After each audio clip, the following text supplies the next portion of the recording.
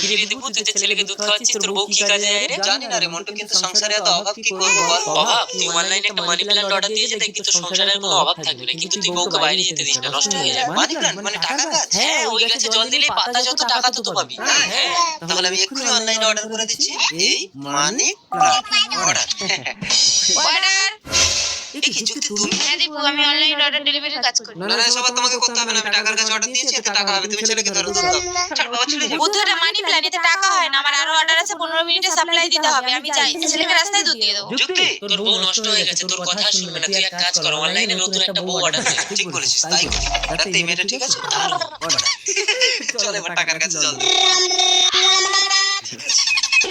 কি রে মন্টু, জল দিলাম তো কই গাছে টাকা হলো না তো? তুই একটু বাইরে যা, আমি ঠাকুরকে ডাকি।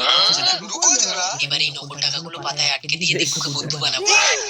দীপু, দেখবি গাছে কত টাকা হয়েছে।